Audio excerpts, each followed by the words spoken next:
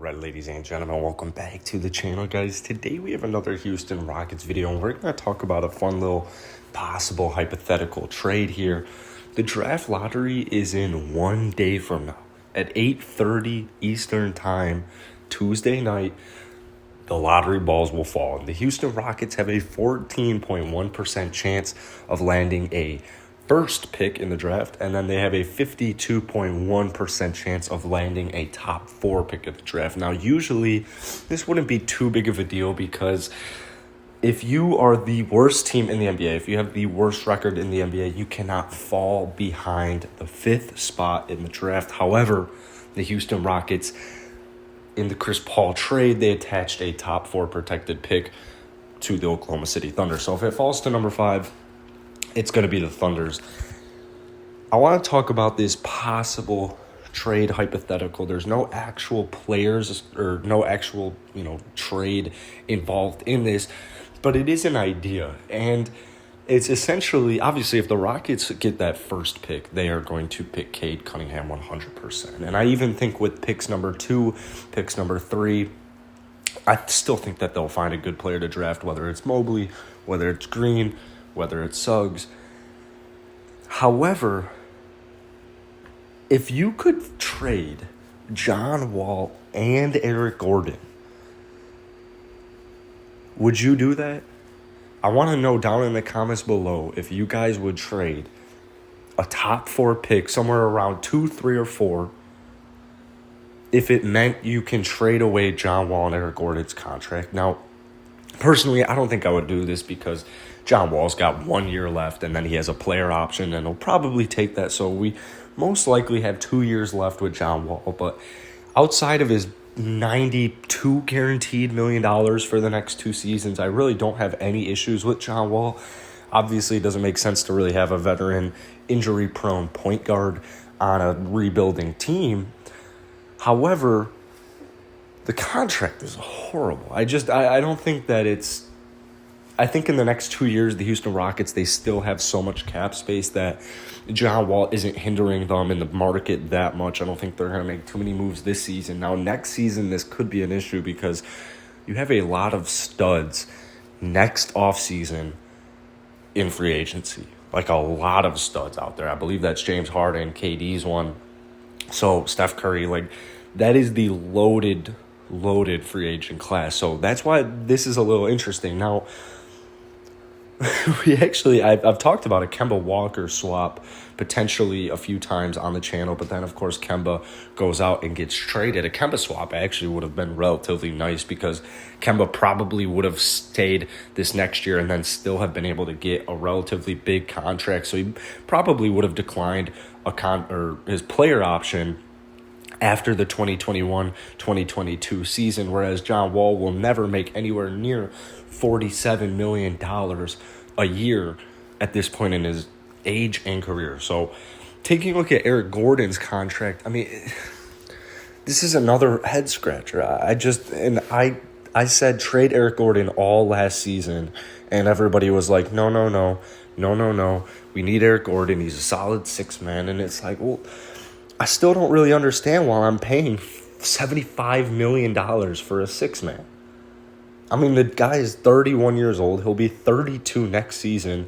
And I'll break it down. I break it down every time. Well, I do not want Eric Gordon back on this team. And I said, you keep him for this year, 2020, 2021 season, that's totally fine. Even if you keep him for 2021, 2022 season, that's totally fine. But this is a guy who should be traded in the offseason, at the trade deadline, or at least next offseason, 100%, because here is how his contract goes, right? So we paid him $16.9 million this last season. Next season, at age 32, he will be getting $18.2 million.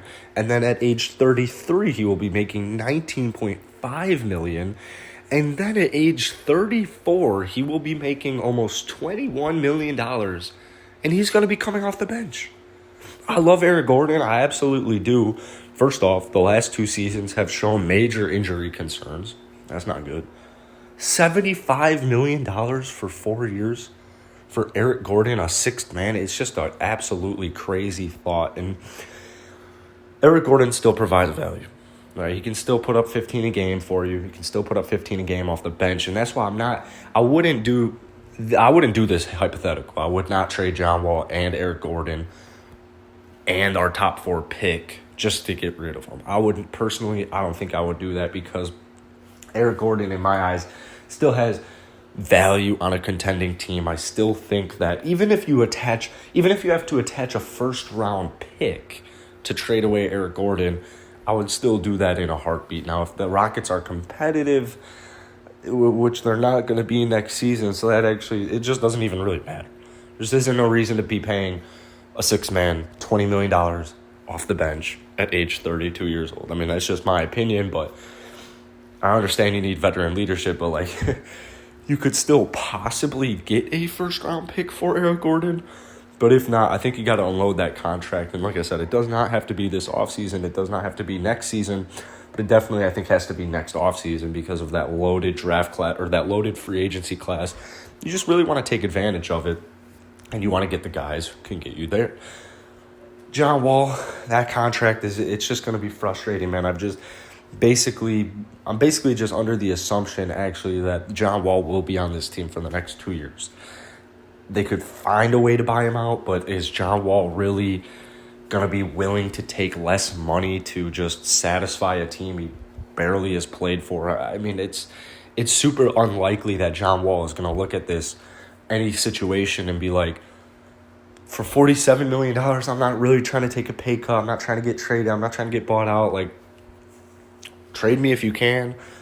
But matching salaries is almost impossible when it's $92 million for the next 2 years. So there's a couple of teams like the Clippers who could make a run for him. The Knicks would be just the most ideal, but for some reason, every single Knicks fan who hears John Wall to the Knicks, they're like, that's not Zion Williamson, that's not LeBron James, we don't want him.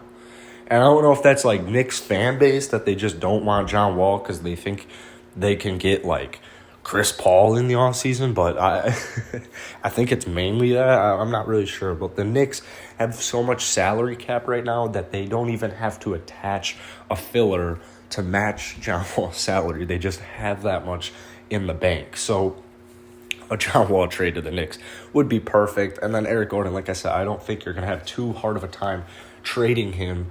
And then, obviously, if you have to give up a first-round pick, eventually, I think that's something that the Rockets are going to be willing to do. So, let me know down in the comments below. I have a feeling that it's not going to get too many, let's trade away that pick.